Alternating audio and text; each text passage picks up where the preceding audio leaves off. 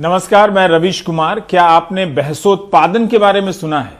बहसोत्पादन एक नई अर्थव्यवस्था का नाम है। जब अर्थव्यवस्था के मौजूदा सिद्धांतों के अनुसार उत्पादन प्रक्रिया ठप सी हो जाती है तो बहसोत्पादन के जरिए अर्थव्यवस्था को गति दी जाती है। यानी बहसोत्पादन एक वैकल्पिक अर्थव्यवस्था का नाम है। इसकी खोज किसी ने जानबूझकर नहीं की, बल्कि अपने आप हो गई। इसके तहत हफ्ते या महीने के हिसाब से टॉपिक पैदा की जाती है, उस टॉपिक की खुदाई शुरू होती है और न्यूज चैनलों पर प्रवक्ता बुलाकर टाइम काटा जाता है। इस पूरे काम की एक अर्थव्यवस्था है। बेहद कम निवेश में बहस के नाम पर पत्रकारिता हो जाती है और देश की अर्थव्यवस्था पर पर्दा भी डल जाता है। मिसाल के तौर पर लव जिहाद का टॉपिक हो या अब अखंड भारत का टॉपिक, बहसोत्पादन की प्रक्रिया जारी है। अगर हम सकल घरेलू उत्पाद की जगह सकल घरेलू बहसोत्पाद की गणना करें तो भारत की जीडीपी -23 से सीधे +50 हो जाएगी, 50। एक ऐसा देश जिसे बेरोजगारी, महंगाई, फीस, बिजनेस, इन सब का कोई टेंशन नहीं है, क्योंकि बहस का उत्पादन जमकर हो रहा है वहां। जिस किसी को लगता है कि हिंदू मुस्लिम टॉपिक का नेशनल सिलेबस खत्म होने वाला है, वो गफलत में है। पॉलिटिक्स में इन दिनों इस नेशनल सिलेबस की काफी डिमांड है। बहसोत्पादन की प्रक्रिया से एक पुराना प्रोडक्ट नया होकर निकला है, जिसे लॉन्च किया है महाराष्ट्र के पूर्व मुख्यमंत्री देवेंद्र फडणवीस ने। अब इसे लेकर चैनलों का ठीक टाइम कटने वाला है। अखंड भारत के नाम पर असली भारत की सच्चाई कुछ और समय के लिए नहीं दिखाई जाएगी। हम तो अखंड भारत मानने वाले लोग हैं और हम तो ये मानते हैं कि एक दिन कराची भी भारत का हिस्सा होगा। हम तो अखंड भारत मानने वाले लोग हैं और हम तो ये मानते हैं कि एक दिन कराची भी भारत का हिस्सा होगा। क्या विस्तारवाद को लेकर यह देवेंद्र फडणवीस की अपनी कोई लाइन है या संघ की किताब से कराची को मिलाने वाली लाइन निकालकर प्रधानमंत्री मोदी की लाइन छोटी करने की कोशिश है? पूर्वी लद्दाख में अप्रैल मई के महीने से मोर्चा खुला हुआ था। मामला इतना सीरियस हो गया था कि लद्दाख पहुंचकर प्रधानमंत्री ने चीन को ललकारने के बजाय कह दिया कि विस्तारवाद का जमाना चला गया। देवेंद्र फडणवीस जी चाहे तो प्रधानमंत्री मोदी के इस बयान को फ्लैशबैक में सुन सकते हैं और फिर कराची को भारत में मिलाने के अपने प्रस्ताव को लेकर सेना प्रमुख से निजी मुलाकात भी कर सकते हैं। कौन किसे रोक रहा है आजकल? साथियों, विस्तारवाद का युग समाप्त हो चुका है। ये युग विकासवाद का है। तेजी से बदलते हुए समय में विकासवाद ही प्रासंगिक है। विकासवाद के लिए ही अवसर है और विकासवाद ही भविष्य का आधार भी है। बीती शताब्दियों में विस्तारवाद ने ही मानवता का सबसे ज्यादा हित किया, मानवता को विनाश करने का प्रयास किया। विस्तारवाद की जीत जब किसी पर सवार हुई है, उसने हमेशा विश्व शांति के सामने खतरा पैदा किया है। और साथियों, ये न भूले, इतिहास गवाह है कि ऐसी ताकतें मिट गई हैं या मुड़ने के लिए मजबूर हो गई है। प्रधानमंत्री एक तरफ विस्तारवाद को नकार रहे हैं, देवेंद्र फडणवीस कराची को भारत में मिलाने जा रहे हैं। अखंड भारत में बांग्लादेश भी होगा ही। क्या जब प्रधानमंत्री विस्तारवाद को नकार रहे थे तब उन्हें अखंड भारत के प्रस्ताव की जानकारी नहीं होगी? ऐसा हो ही नहीं सकता। देवेंद्र फडणवीस को याद नहीं होगा, लेकिन प्रधानमंत्री विस्तारवाद को मानसिक विकृति भी मानते हैं। मानसिक रोग ज्यादा पुरानी बात नहीं है। ठीक 9 दिन पहले यह बात उन्होंने कही थी। आज पूरा विश्व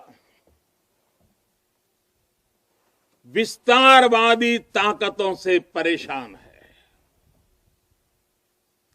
विस्तारवाद एक तरह से मानसिक विकृति है और 18वीं शताब्दी की सोच को दर्शाता है।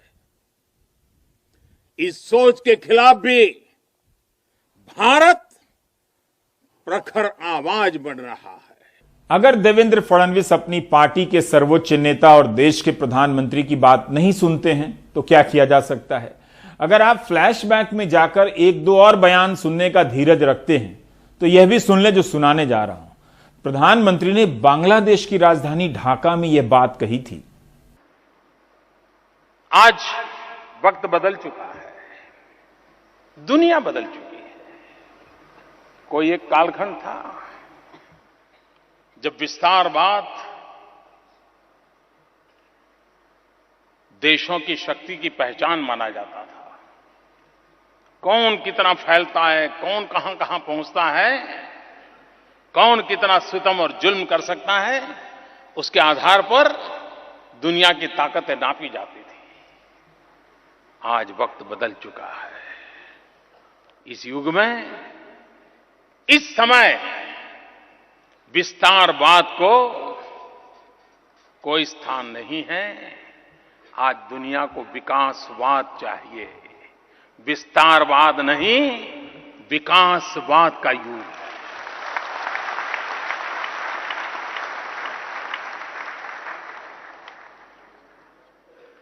और यही मूलभूत चिंतन है। मतलब कोई तो है जो विस्तारवाद के खिलाफ पीछे पड़ा हुआ है, अपने प्रधानमंत्री, लेकिन यह भी है कि देवेंद्र फडणवीस भी हैं जो प्रधानमंत्री के बदले विस्तारवाद की नई लाइन चला रहे हैं। यहां तक तो हमने देखा था कि वित्त मंत्रालय के फैसले पर कृषि मंत्री प्रेस कॉन्फ्रेंस कर रहे हैं और कृषि मंत्रालय के फैसले पर रक्षा मंत्री प्रेस कॉन्फ्रेंस कर रहे हैं। लेकिन यह पहली बार देख रहा हूं कि प्रधानमंत्री की नीति के उलट एक पूर्व मुख्यमंत्री एक नई नीति की कल्पना पेश कर रहे हैं। बस एक फ्लैशबैक और एक और, जब आपने 2015 का भाषण सुन ही लिया ढाका वाला, तो 2016 का भी सुन लीजिए। विस्तारवाद यही तो है जो हमें कॉन्फ्लिक्ट की ओर ले जा रहा है। युग बदल चुका है। विस्तारवाद समस्याओं का समाधान नहीं है। हम हॉरिजॉन्टल कितने ही जाएं, समस्याओं का समाधान नहीं है। हमें वर्टिकल जाने की आवश्यकता है, अपने भीतर को ऊपर उठाने की आवश्यकता है। प्रधानमंत्री वर्टिकल जाने की बात कर रहे हैं, ऊपर उठने की। देवेंद्र फडणवीस हॉरिजॉन्टल जाने की बात कर रहे हैं। वर्टिकल मतलब विकास, हालांकि आजकल -23 जीडीपी हो गई है। हॉरिजॉन्टल मतलब विस्तारवाद, जो कि प्रधानमंत्री को पसंद नहीं है। मुझे उम्मीद है कि आप सीरियसली सुन रहे होंगे। अखंड भारत के जरिए नेशनल सिलेबस के एक और चैप्टर को जागृत किया जा रहा है। आप बंटवारे के इतिहास में जाएंगे, वहां से बिना पढ़े यहां वहां ले जाए जाएंगे, कुछ का कुछ आपको बताया जाएगा और फिर आपको भटकाया जाएगा। हां, जब बहस कर ही रहे हैं तो इस पर भी कीजिए कि जब कराची मिला लेंगे तो प्लॉट किस किस को मिलेगा। कम से कम फडणवीस साहब को अभी ही एक फ्लाइट लेकर कराची और लाहौर देख आना चाहिए कि कहां कहां प्लॉट कटेगा। कराची मिलाने के बाद वहां जो भी प्लॉट कटेगा उसमें यूपी और बिहार के लिए तो आरक्षण होना ही चाहिए। यही दो राज्य हैं भारत में जहां इस तरह के टॉपिक खूब चलते हैं, तो कम से कम उन्हें प्लॉट में तो प्रेफरेंस मिलनी चाहिए। रिटायर्ड लोगों को भी प्लॉट मिलना चाहिए, क्योंकि व्हाट्सएप यूनिवर्सिटी में उन लोगों ने भी ऐसी बहसों में काफी समय लगाया है। आइए फ्लैशबैक में एक बार और चलते हैं। भारत आजकल फ्लैशबैक में ही तो रहता है। वो साल था 2015 जब प्रधानमंत्री मोदी अचानक लाहौर पहुंच गए। तब के प्रधानमंत्री नवाज शरीफ से मिल आए। अब तो काफी कुछ बदल गया है, लेकिन तब भी कुछ नहीं बदला था।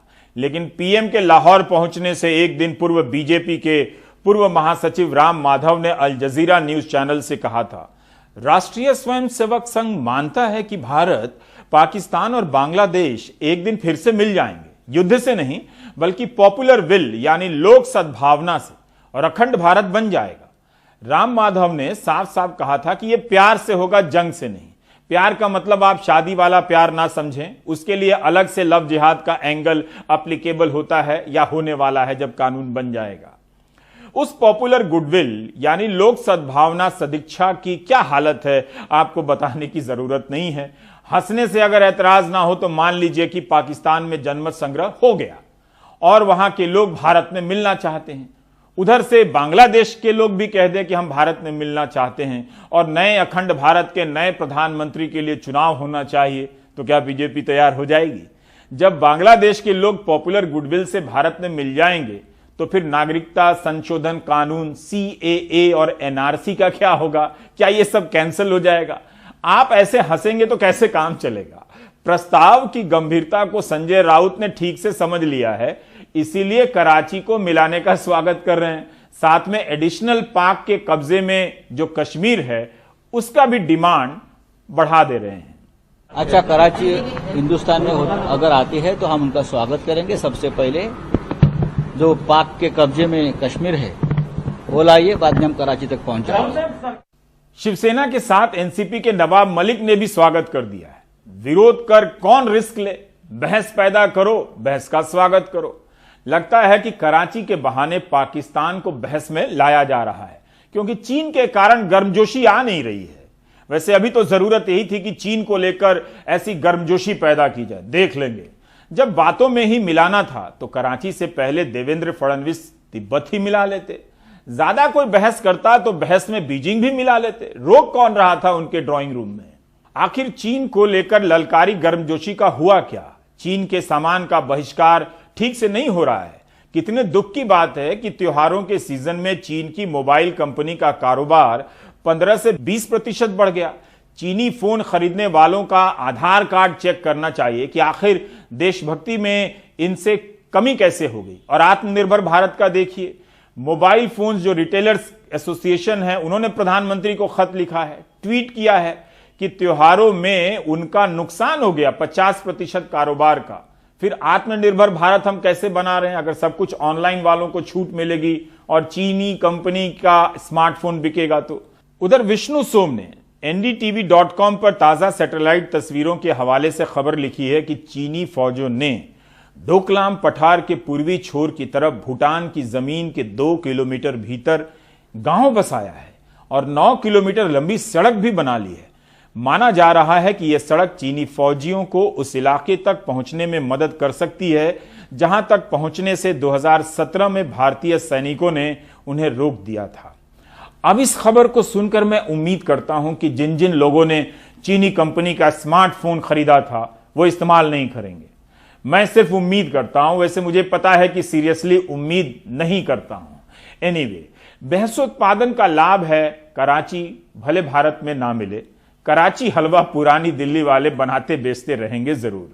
कर्नाटक से यह खबर आई है कि सभी सरकारी विभागों में नई भर्तियों पर रोक लगा दी गई है। यह रोक 2021 के शुरुआती दिनों तक के लिए लगी है।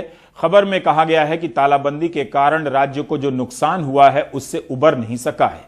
टाइम्स ऑफ इंडिया की खबर के मुताबिक मुख्यमंत्री BS येदियुरप्पा ने विधानसभा में कहा है कि कोविड के कारण राज्य के लिए नए खर्चे का बोझ उठाना असंभव हो चुका है, इसलिए नई भर्तियां रोकी गई हैं, इम्तिहान भी कैंसिल हुए हैं। मंगलवार को पूर्व मुख्यमंत्री सिद्धारमैया ने ट्वीट किया कि सरकार 1203 उम्मीदवारों, जूनियर इंजीनियर और लैब टेक्नीशियन को चयन करने के बाद भी नियुक्ति पत्र नहीं दे रही है। अब ये दूसरी खबर देखिए, तेजस एक्सप्रेस घाटे में चल रही है, इस कारण फिलहाल बंद कर दी गई है। कोविड के कारण टिकट की बुकिंग कम हो रही है। नई दिल्ली से लखनऊ के बीच तेजस एक्सप्रेस का संचालन 23 नवंबर से बंद है। अहमदाबाद से मुंबई के बीच चलने वाली तेजस एक्सप्रेस का संचालन 24 नवंबर से बंद है। इससे पहले भी इसी साल मार्च में भी तेजस को बंद कर दिया गया था। कर्नाटक जैसे अमीर राज्य के लिए 1200-1300 नए अपॉइंटमेंट लेटर जारी करना असंभव हो रहा है। इस पर कोई बहस नहीं है। रेलवे के घाटे पर कोई बहस नहीं है। इन्हीं बहसों को गायब करने के लिए बहसोत्पादन के जरिए कराची और अखंड भारत का मुद्दा पब्लिक स्पेस में ठेला जा रहा है। अब चलते हैं मध्य प्रदेश। गौ सेवा के लिए यहां जनता से टैक्स लिया जाएगा।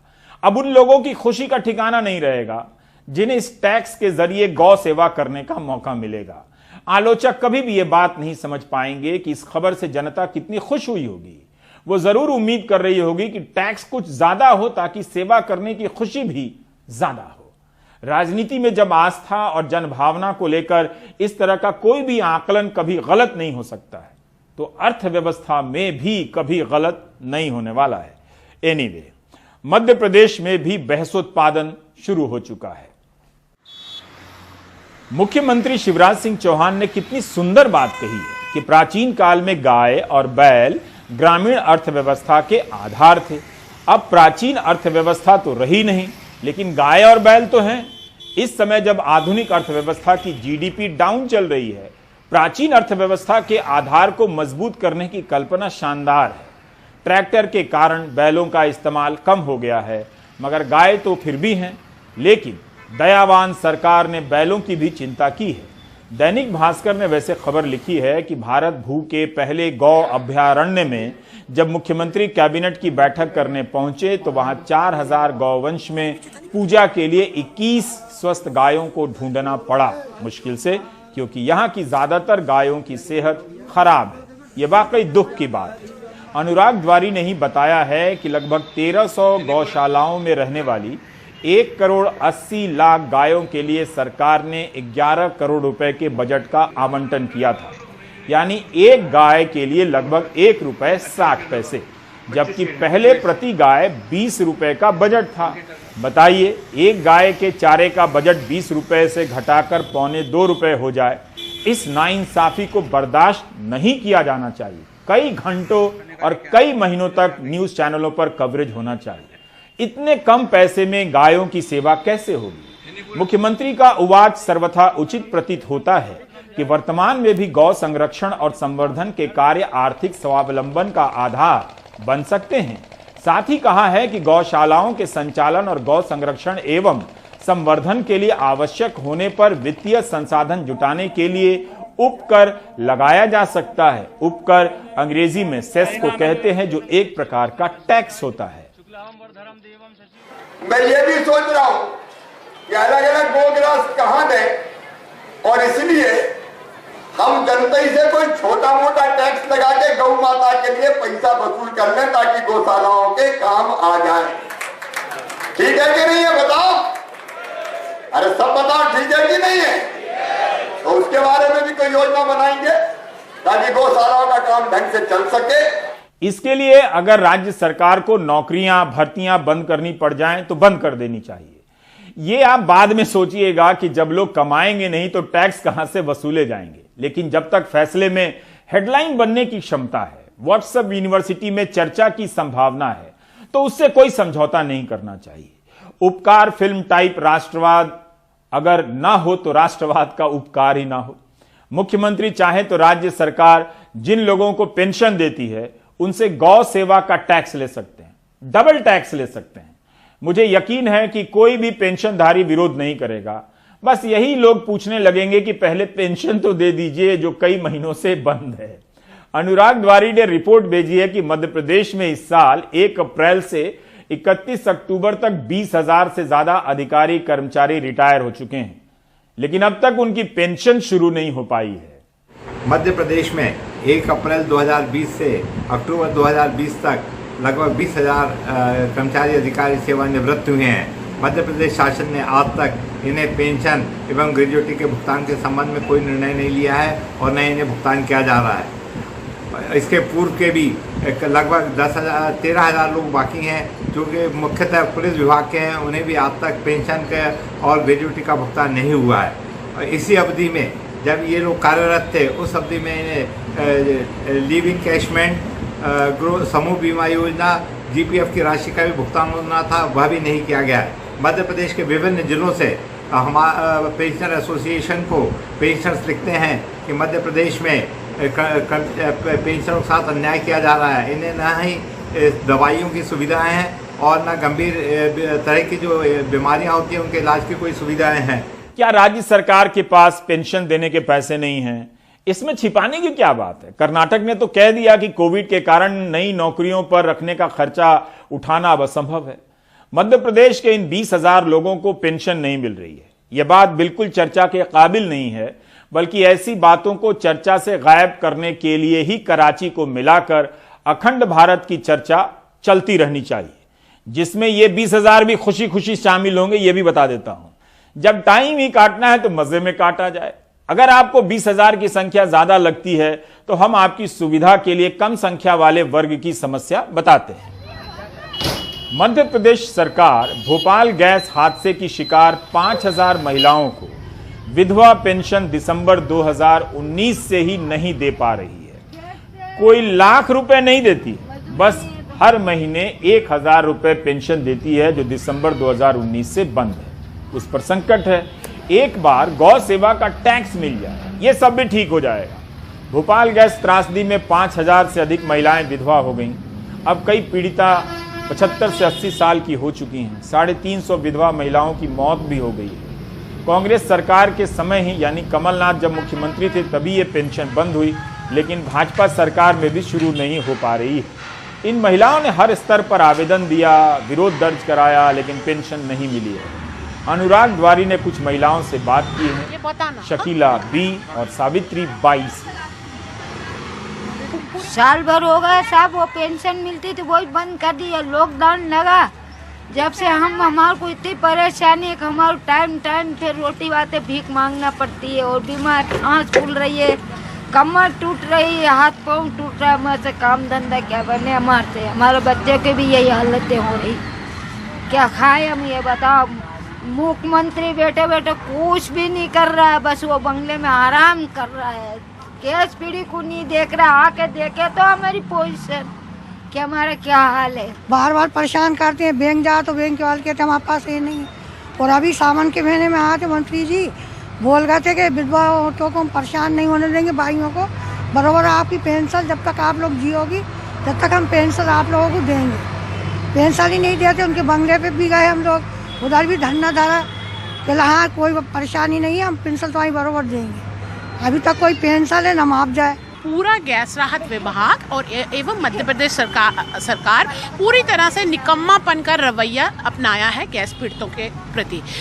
पेंशन का पैसा नहीं है राज्य सरकार के पास। यहाँ पर ऐसी विधवा महिलाएं हैं जो अपने रोज दर दर रोटी के लिए परेशान है, खाने के लिए पैसे नहीं। और आप हाल की स्थिति देखें जहाँ पर कोविड का सबसे ज़्यादा कहर गैस पीड़ितों के ऊपर हो रहा है, इलाज के लिए पैसे नहीं है, खाने के लिए पैसे नहीं हैं, तो कहाँ जाएंगे। और वही मुख्यमंत्री जो यहाँ पर आकर राखियाँ बंधवाई थी उन गैस पीड़ित विधवा महिलाओं से और उनसे वादा किया था कि हम आपके साथ हैं, हाँ बहनों मैं आपके साथ हूँ, कभी भी आपके ऊपर बुरा समय नहीं आने दूंगा। आज 1 साल से ये 5000 से ज्यादा विधवा महिलाएं बुरे और बदतर समय से गुजर रही हैं। तो आप समझ रहे हैं ना, अनुराग द्वारी जैसे संवाददाता ऐसी अगंभीर मुद्दों की रिपोर्टिंग ना कर सकें, और करे भी तो कोई देखे नहीं। इसके लिए बहुत जरूरी है कि बहसोत्पादन के जरिए नए मुद्दे लाए जाएं। नया कहां से आएगा, वही जो आकर जा चुका है उसी को लाया जाए। कुछ नहीं तो कराची को भारत में मिलाया जाए। बात पेंशन की हो रही है तो आपको जानकर बेहद खुशी होगी कि सरकारी अधिकारी और कर्मचारियों को एक ही पेंशन मिलती है। लेकिन विधायक के बाद अगर आप लोकसभा सांसद बन जाएं, लोकसभा सांसद के बाद अगर राज्यसभा के सांसद बन जाएं तो 3-3 पेंशन मिल सकती है। सरकारी कर्मचारियों को 33 साल की नौकरी पूरी करने के बाद पेंशन मिलती है। नेताओं को 1 दिन का विधायक या सांसद बनने के बाद भी पेंशन मिलती है। यह जानकारी सूचना के अधिकार कानून के तहत मांगी गई सूचना से मिली है। तो क्या पेंशन मुद्दा है? यह तो वही लोग बताएंगे जो इसके लिए चिट्ठी पत्री और आंदोलन करते हैं। इनकी बहस में मीडिया भले नहीं शामिल है, लेकिन मीडिया की पैदा की हुई हर बहस में ये लोग तो शामिल हैं ही। मध्य प्रदेश के कई जिलों में पुरानी पेंशन बहाली के राष्ट्रीय अभियान को लेकर आंदोलन चल रहा है। लोग एनपीएस भारत छोड़ो आंदोलन चला रहे हैं। बैतूल में पुरानी पेंशन से वंचित और नेशनल पेंशन स्कीम के दायरे में आने वाले कर्मचारियों ने कुछ दिनों पहले प्रधानमंत्री एवं मुख्यमंत्री के नाम पोस्टकार्ड भेजकर पुरानी पेंशन बहाली करने की मांग की। दावा है कि मध्य प्रदेश में लगभग 6.5 लाख पुरानी पेंशन और पारिवारिक पेंशन विहीन राज्य शासन के कर्मचारी अधिकारी हैं, जिन्हें अनचाही नेशनल पेंशन स्कीम दी जा रही है, जो शेयर मार्केट पर आधारित जोखिम के अधीन है। एनपीएस भारत छोड़ो आंदोलन चला रहा है और पोस्ट कार्ड चला रहा है। पोस्ट कार्ड हम प्रधानमंत्री महोदय जी को, माननीय मुख्यमंत्री जी को हम भेज रहे हैं ताकि हमारी पुरानी पेंशन बहाल की जाए, ताकि हमारा बुढ़ापा सुरक्षित हो सके।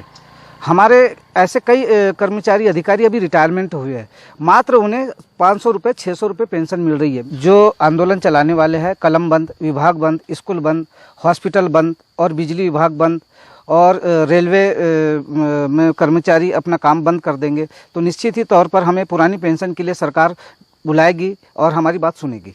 और हमारे कई रिटायरमेंट ऐसे कर्मचारी ऐसे जो आज भीख मांग रहे हैं, कबाड़ बेच रहे हैं।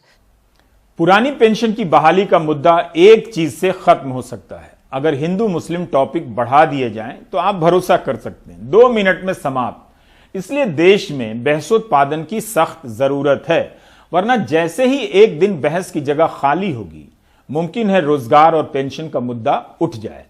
यह नहीं होने देना है, चाहे जो हो जाए। अब कुछ नॉन सीरियस बातें। यह तो सही है कि कोविड के कारण राज्यों की हालत खराब हुई है, फिर चुनाव में 3000 करोड़ रुपए से अधिक घोषणाएं करने वाले मुख्यमंत्री शिवराज सिंह चौहान के पास वाकई आर्थिक संभावनाएं हैं। क्या वे गौ सेवा के लिए टैक्स लगा पाएंगे? काश वे कर पाते, ताकि गायों को प्लास्टिक खाने से मुक्ति मिल जाती। हालत यह है कि मध्य प्रदेश सरकार ने लगभग 28,000 करोड़ रुपए का बजट अपना घटाया है। अगर जनवरी से अब तक की बात करें तो लगभग 22,000 करोड़ रुपए का कर्ज मध्य प्रदेश सरकार पर बढ़ा है। शिवराज सिंह चौहान जब से सत्ता में आए हैं, मार्च से लेकर अब तक वो लगभग 10 दफे कर्ज ले चुके हैं। बावजूद इसके अगर आप बात करेंगे सरकारी कर्मचारियों अधिकारियों पर, तो सरकार की तिजोरी बंद है। अगर पेंशन की बात करें, अगर आप और दूसरे मदों की बात करें तो सरकार की तिजोरी बंद है, अरियर का भुगतान नहीं हो रहा है। लेकिन वहीं दूसरी तरफ जो कैबिनेट मंत्री हैं, इन लोगों के आयकर तक को सरकार भरने को तैयार है। लगभग 42 करोड़ रुपए का प्रावधान किया गया है, 2 करोड़ रुपए जारी भी कर दिए गए हैं। यानी जो लाखों रुपए की तनख्वाह कमाते हैं वो अपना आयकर तक नहीं भरेंगे। और सरकार से जब इस बारे में पूछो तो वो कहती है कि तो पहले से चला आ रहा प्रावधान है, पहले से बहुत सारी चीज़ें चली आ रही हैं। लोग अगर रिटायर होते थे तो उनकी पेंशन भी मिल जाती थी, फिर उसे क्यों रोका जा रहा है? महीनों महीनों तक क्यों नहीं चालू किया जा रहा है? दूसरी बात, जो अगर आपकी प्राथमिकताओं की बात हो तो क्या जिस तरह से लोग परेशान हो रहे हैं, पेंशन नहीं मिल रही है उनकी, क्या वो प्राथमिकताएं नहीं होनी चाहिए थी? क्या इसके लिए जल्दी इंतज़ाम नहीं किए जाने थे? आपने गैस विधवाओं की बात हमेशा से की, 2019 से उनकी जो पेंशन है, और कितनी पेंशन आप दे रहे हैं, 1000, 1500, 500 रुपये, वो चालू नहीं हो पा रही। आपके लिए छोटी रकम है, लेकिन आप सोचिए जब 70, 75, 80 साल की महिलाएं हैं, कोई चल नहीं सकती, कोई ढंग से देख नहीं सकती, उनके लिए दवा वगैरह का जो खर्च है वो उससे निकल जाता था। उनको कितनी दिक्कतों का सामना करना पड़ रहा है। तो तमाम ऐसी बातें हैं जिनके बारे में शायद सरकार सोचकर भी नहीं सोच रही है। वक्त है एक ब्रेक का। ब्रेक के बाद चलेंगे महाराष्ट्र, जहां मुख्यमंत्री उद्धव ठाकरे कह रहे हैं कि कोविड की सुनामी जैसी लहर आने वाली है। अगर स्थिति नहीं संभली तो फिर से तालाबंदी की जा सकती है। ब्रेक के बाद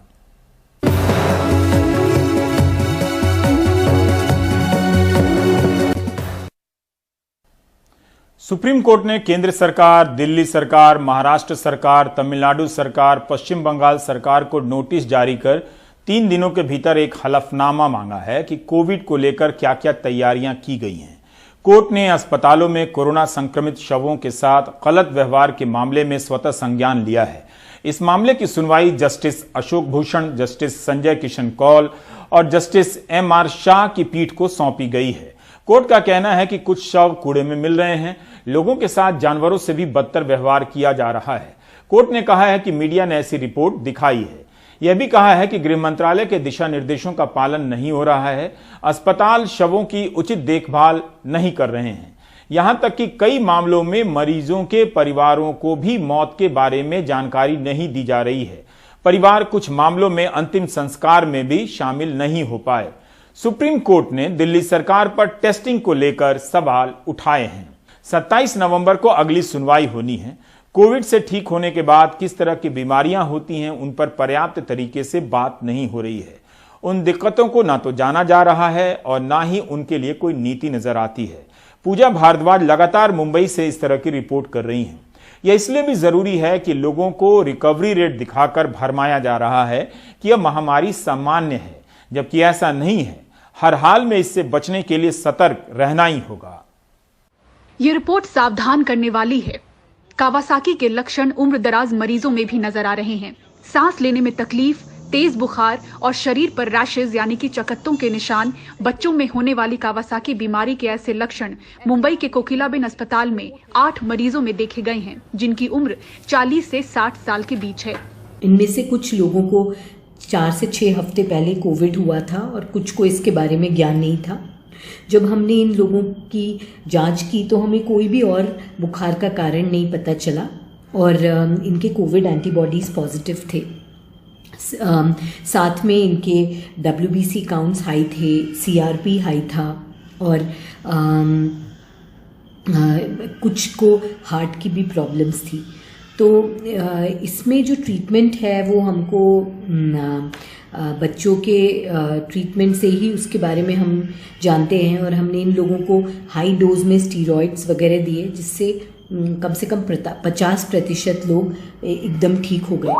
फोर्टिस हीरानंदानी हॉस्पिटल के डॉक्टर ब्रजेश बताते हैं कि कोविड ICU के 50% मरीजों में कावासाकी के लक्षण नजर आ रहे हैं। इनके साथ प्रॉब्लम क्या होती है कि इनका ब्लड प्रेशर भी बहुत ज्यादा लो होता है, इनके मल्टीपल सिस्टम्स के पैरामीटर्स हाई होते हैं, जैसे किडनी इन्वॉल्व होता है। आप हार्ट का स्कैन करोगे, इको करोगे तो उसमें you will find that the pumping power is less. So these are the patients who are usually admitted in the ICU।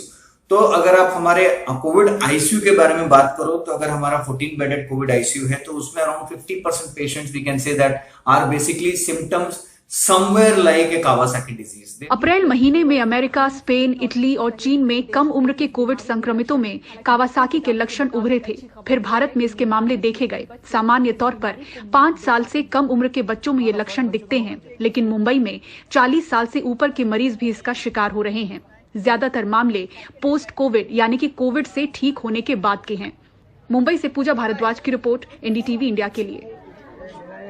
आप देख रहे थे प्राइम टाइम। नमस्कार।